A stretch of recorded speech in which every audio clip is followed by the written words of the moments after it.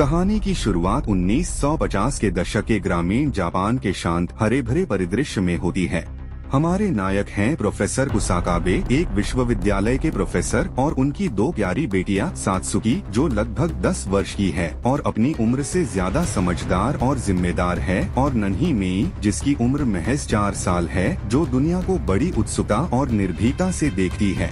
यह परिवार शहर छोड़कर एक पुराने, थोड़े जर्जर लेकिन मनमोहक घर में रहने आता है।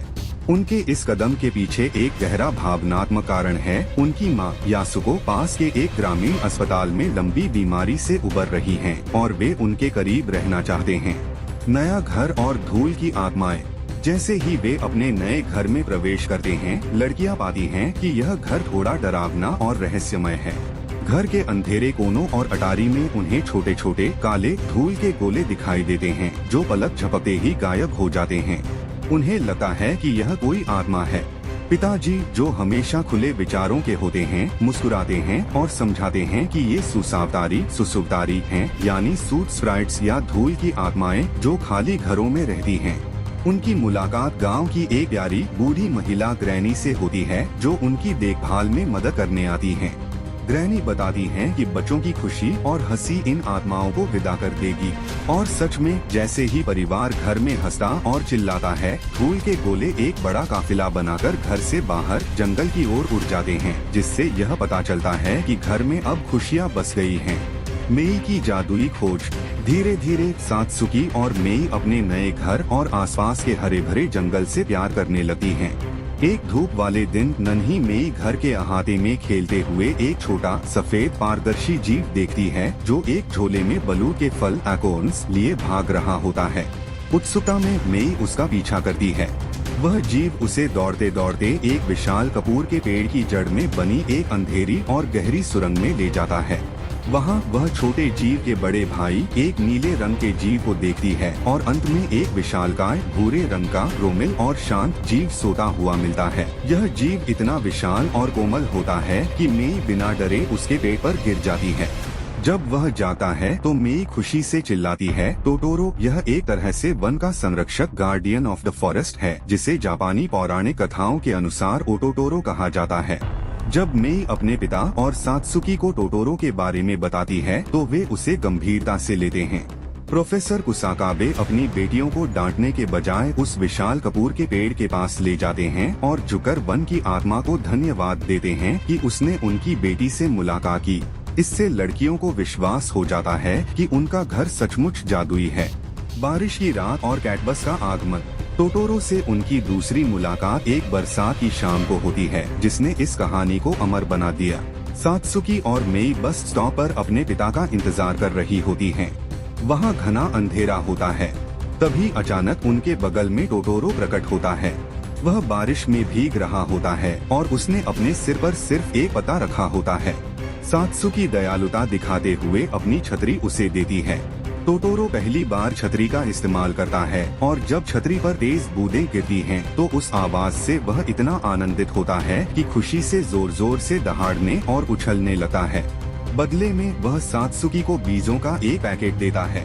इसके बाद वहाँ एक असाधारण नजारा होता है। एक विशाल पीली आँखों वाला, 12 पैरों वाला और मुस्कुराता हुआ कैटबस आता है। यह किसी जादुई बस की तरह होता है। टोटोरो उसमें चढ़कर एक पल में हवा में गायब हो जाता है। लड़कियां इस अद्भुत दृश्य को देखकर हैरान रह जाती हैं। बीज का पेड़ बनना। टोटोरो द्वारा दिए गए बीजों को दोनों बहनें खुशी खुशी बगीचे में बो देती हैं, लेकिन वे अंकुरित नहीं होते। एक रात लड़कियां देखती हैं कि टोटोरो और उसके 2 छोटे साथी सफेद और नीला बगीचे में आए हैं।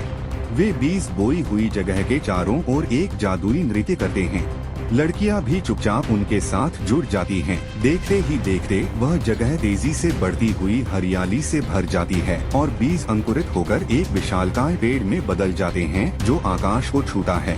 टोटोरो खुशी से जोर से दहाड़ता है और फिर दोनों लड़कियों को अपनी पीठ पर बैठाकर उन्हें रात के आकाश में हवा में उड़ने के लिए ले जाता है।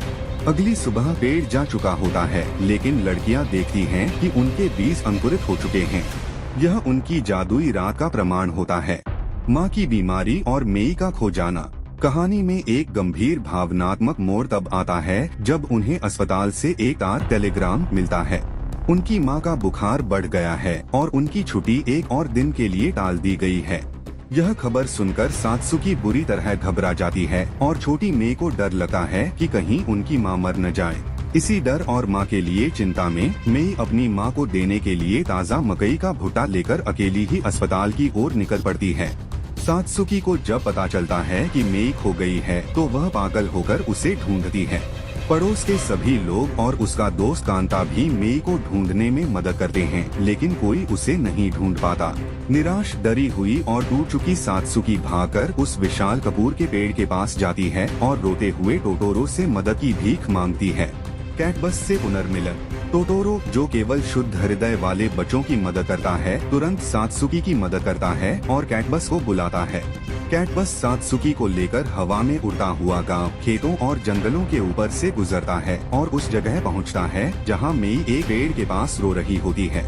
दोनों बहनें एक दूसरे से मिलकर खुशी से गले मिलती हैं। अंत में टोटोरो और कैटबस दोनों बहनों को चुपचाप अस्पताल की खिड़की तक ले जाते हैं।